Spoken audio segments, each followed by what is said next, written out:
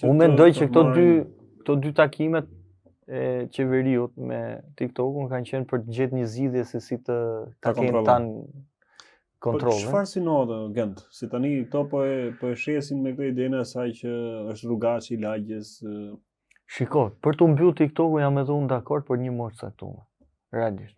Sepse të mbyllet për një moshë caktuar do është tjetër gjë. Siç e ka bërë Australia, Italia, po që të mbyllet mas, edhe po të jetë e drejtë mbyllja, shkel shumë ligje tjera që edhe po të jetë e drejtë, po të them që vërtet TikTok-u është rrugaçi i lagjes. Ti duhet të kesh shumë kujdes se pasojat mund të jenë shumë herë më të mëdha këtej nga ana e dëmit tjetër. Pra që mund të jetë, po mund të bëhet precedent, dha që nesër mbyllet dhe Facebook-u dhe Instagrami dhe Twitteri. Pse bëhet precedent? Sot e mamen si mbyllim TikTok-un, po mbyllim Facebook-un. Se doli një vrasje ose një thik aty, dolën ca Sami autozon për shembull, Facebook. Sot ai mbyll Facebook-un. E parë, e dyta, a e ka menduar njëri që ka biznese që fitojnë? Turizmi për shembull kishte reklam falas TikTok-un. Nëse në Facebook për shembull për t'i shkuar 1000 vetave duhet të harxhosh $20 në turizëm, në fushën e turizmit. Promocionet. Në TikTok ju shkoje 1 milion vetave pa harxhuar si lek. Pra, ka menduar njëri këtë pjesë apo who cares? Hajde se futen Facebook-ën, po janë koste këto. Këto po e bëjnë vetëm për ta vetë kontrolluar, për ta pasur në dorë vetë apo mos ka se është edhe prag fushate. Për mendimin tim, kjo bëhet me i bë presion platformës që të gjejë një rrugë bashkëpunimi, kontrolli, edhe për t'i bë presion edhe këtyre që në TikTok kanë qenë mirë, ty në opozitarëve, aktivistave, që shiko se unë t'i pres gjitha mënyrat.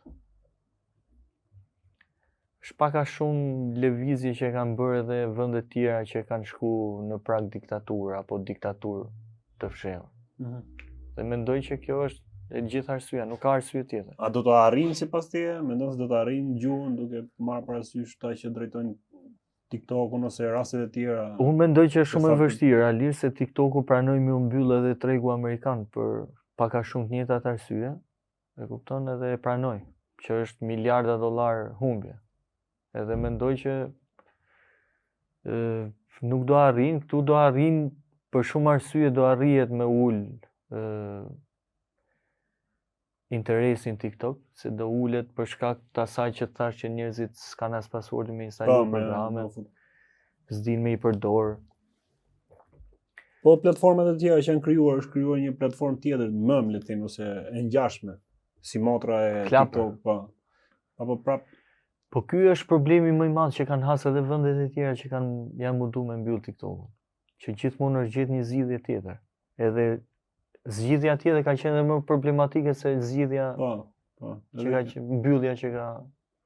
Dhe mendoj që këtë nuk e kanë parashikuar dhe kjo është edhe pa aftësia se kishte dalë ky Iglitava për shembull, ky Akcesku. Aty në mbledhje kishte thonë e mbyllun për 24 orë. Kalun 2 muaj se mbylli dot.